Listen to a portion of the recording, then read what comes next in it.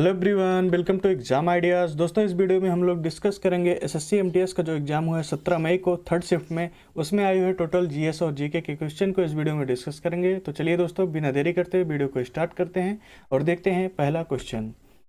Who founded the ब्रह्म समाज? ब्रह्म समाज की स्थापना किसने की थी? दोस्तों, ब्रह्म समाज की स्थापना की थी राजा राम मोहन राय ने। 1828 में ब्रह्म समाज की स्थापना राजा राम मोहन राय ने की थी। 20 अगस्त 1828 में ब्रह्म समाज को राजा राम मोहन और द्वारिकानाथ टैगोर ने स्थापित किया था। इसका एक उद्देश्य भिन्न भिन्न धार्मिक आस्थाओं में बटी हुई जनता को एकजुट करना तथा समाज में फैली कुरीतियों को दूर करना था। ब्रह्म समाज भारत का एक सामाजिक धार्मिक आंदोलन था जिसने बंगाल के पुनर्जागरण युग को प्रभावित किया। नेक्स्ट क्वेश्चन है, which of the following dance is related to Rajasthan? निम्न में से कौन सा नृत्य राजस्थान से संबंधित है? दोस्तों, ये आपको ऑप्शन के हिसाब से करना था कि आपके पास जो चारों ऑप्शन थे उसमें कौन सा नृत्य दिया था। तो जैसे कालबेलिया है, ये राजस्थान से संबंधित है। घूमर, कालबेलिया, गणगौर, भवाई, कच्ची घोड़ी, गैर, चारी, कठपुतली, चांग, तेरा ताली इत्यादि राजस्थान के प्रमुख लोक नृत्य हैं। अगला क्वेश्चन है, according to the 2011 census which state has the second largest population? 2011 की जनगणना के अनुसार दूसरा सबसे ज़्यादा जनसंख्या किस राज्य की है? दोस्तों, दूसरा सबसे ज़्यादा जनसंख्या है महाराष्ट्र राज्य की और पहले नंबर पर है उत्तर प्रदेश। क्षेत्रफल की दृष्टि से देखें तो महाराष्ट्र का नंबर तीसरा आता है। 2011 की जनगणना भारत की 15वीं और आज़ादी के बाद 7वीं जनगणना है और 2011 की जनगणना के अनुसार उत्तर प्रदेश 19,98,12,341 की जनसंख्या वाला भारत का सबसे अधिक आबादी वाला राज्य है। भारत की लगभग 16.51% आबादी उत्तर प्रदेश में रहती है। महाराष्ट्र की जनसंख्या भारत का 9.28% है। महाराष्ट्र भारत का दूसरा सबसे बड़ा आबादी वाला राज्य है। 2011 की जनगणना के अनुसार महाराष्ट्र की कुल जनसंख्या 11,23,74,333 है। भारत में दिल्ली भारत का सबसे अधिक आबादी वाला केंद्र शासित प्रदेश है, जिसके बाद चंडीगढ़ और पुदुचेरी का स्थान आता है।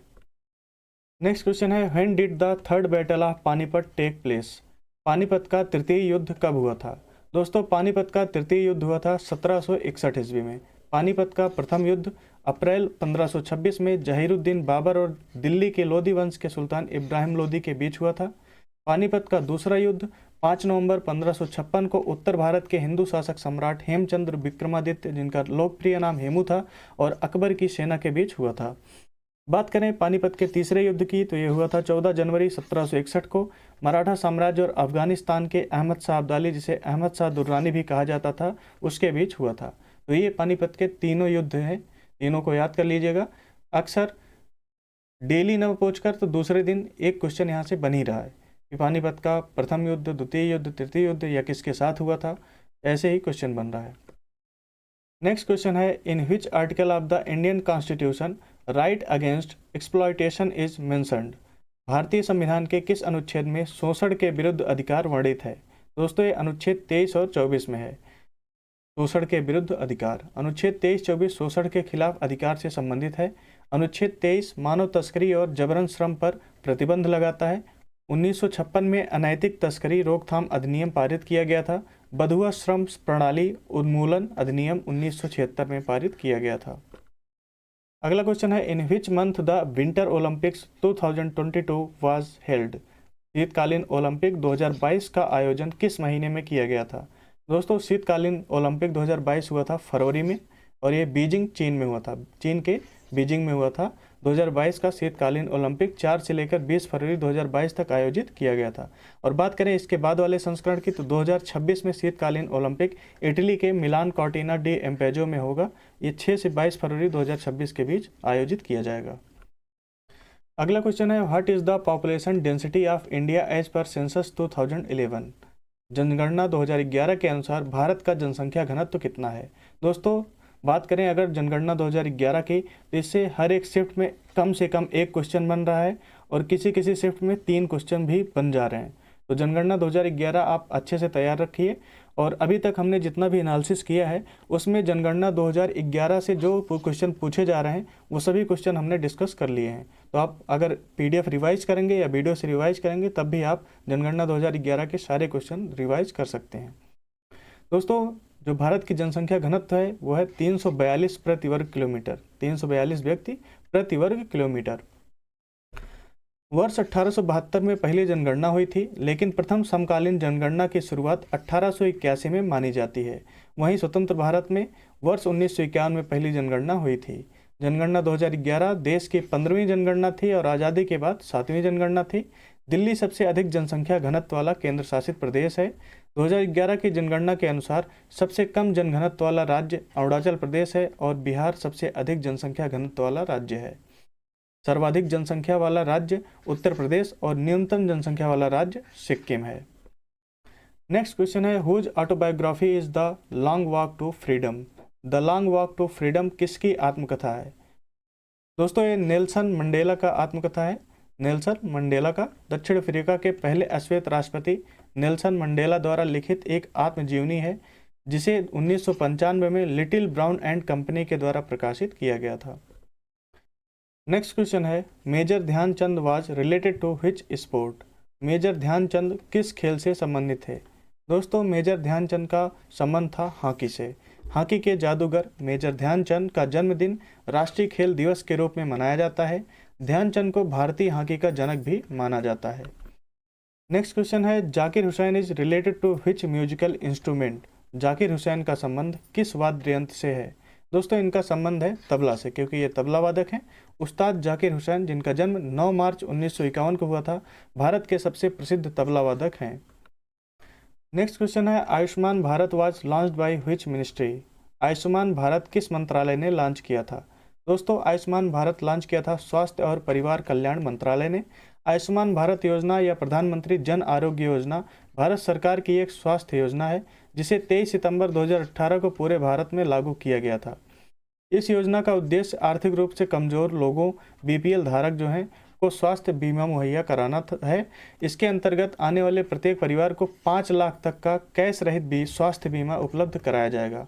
इस योजना को प्रधानमंत्री नरेंद्र मोदी ने 14 अप्रैल 2018 को भीमराव अंबेडकर की जयंती, जो 14 अप्रैल को होती है, इस दिन झारखंड के रांची जिले से आरंभ किया था। अगला क्वेश्चन है, article 370 was removed from which state. अनुच्छेद 370 को किस राज्य से हटाया गया था? दोस्तों, जम्मू कश्मीर से हटाया गया था अनुच्छेद 370 को। जम्मू कश्मीर को अनुच्छेद 370 और 35A द्वारा दिए गए विशेष दर्जे को हटाने के लिए संसद ने 5 अगस्त 2019 को मंजूरी दे दी थी। अगला क्वेश्चन है, who started Amravati art. Amravati कला की शुरुआत किसने की थी? दोस्तों, अमरावती कला की शुरुआत की थी ऐहोल राजवंश शासक सातवाहन ने।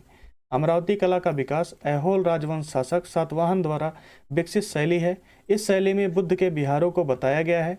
यह शैली कृष्णा और गोदावरी नदियों के किनारे विकसित हुई है।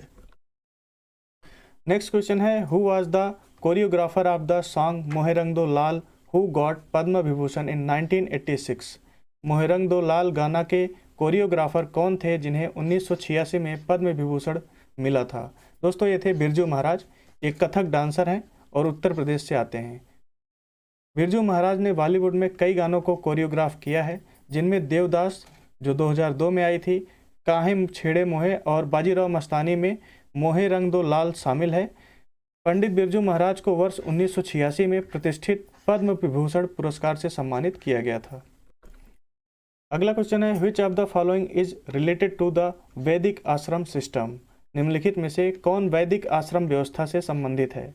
दोस्तों, इसका सही ऑप्शन नहीं मिल पाया है, या सही बोले तो ये सही क्वेश्चन ही नहीं मिल पाया है, लेकिन वैदिक आश्रम व्यवस्था से संबंधित आया था। तो वैदिक जीवन 4 आश्रम और 4 वर्णों पर केंद्रित व्यवस्था व प्रणाली है, जिसमें ब्रह्मचर्य, गृहस्थ, वानप्रस्थ और संन्यास, यह 4 आश्रम है। हो सकता है आपसे पूछा गया हो कि इनमें से कौन सा वैदिक आश्रम व्यवस्था नहीं है। ये जो 4 आश्रम है, इनमें से कौन सा नहीं है? तो 3 तो सही रहे होंगे, एक दूसरा कोई दिया रहेगा इन चारों के अलावा, तो वही आपका राइट आंसर बनता। और शूद्र, वैश्य, क्षत्रिय और ब्राह्मण यह 4 वर्ण कहलाते हैं। अगला क्वेश्चन है, who is the chief of the 3 आर्मीज। तीनों सेनाओं का प्रमुख कौन होता है? दोस्तों, तीनों सेनाओं का प्रमुख होता है भारत का राष्ट्रपति। भारत में तीनों सेनाओं जल, थल और नभ का प्रमुख भारत के राष्ट्रपति होते हैं, भारत के राष्ट्रपति जो थल सेना, जल सेना और वायु सेना तीनों सेनाओं के सर्वोच्च कमांडर होते हैं। अगला क्वेश्चन है, regur soil is also known as. Regur मिट्टी को अन्य किस नाम से जाना जाता है? दोस्तों, रेगुर मिट्टी को काली मिट्टी के नाम से भी जाना जाता है। काली मिट्टी का रंग काला होता है और इसे रेगुर मिट्टी के नाम से भी जाना जाता है। क्योंकि यह कपास उगाने के लिए उपयुक्त है, इसलिए इसे कपास मिट्टी भी कहा जाता है। नेक्स्ट क्वेश्चन है, what is the study of cells called. कोशिका का अध्ययन क्या कहलाता है? दोस्तों, कोशिका के अध्ययन को कहते हैं साइटोलॉजी। कोशिकाओं का अध्ययन कोशिका विज्ञान, साइटोलॉजी या कोशिका जैविकी, सेल बायोलॉजी कहलाता है। नेक्स्ट क्वेश्चन है, what type of mountain is the Himalayas. Himalaya किस प्रकार का पर्वत है? दोस्तों, हिमालय वलित पर्वत का उदाहरण है। हिमालय एक वलित पर्वत का उदाहरण है जिसके निर्माण का इतिहास करोड़ों वर्ष पुराना है। यह 5 देशों की सीमाओं से लगता है, जिनके नाम भारत, पाकिस्तान, चीन, नेपाल और भूटान है। नेक्स्ट क्वेश्चन है, in which year was the 76th independence day of India celebrated. भारत का 76वां स्वतंत्रता दिवस किस वर्ष मनाया गया था? दोस्तों, ये मनाया गया था 2022 में। भारत का स्वतंत्रता दिवस जो 76वां मनाया गया, ये 2022 में मनाया गया। वैसे तो 75 साल पूरे हुए हैं आज़ादी के 2022 में, लेकिन जो आज़ादी मनाई गई, वो स्वतंत्रता दिवस मनाया गया, वो 76वां था। नेक्स्ट क्वेश्चन है, when did Surat partition happen. Surat विभाजन कब हुआ था? दोस्तों, सूरत विभाजन हुआ था 1907 में।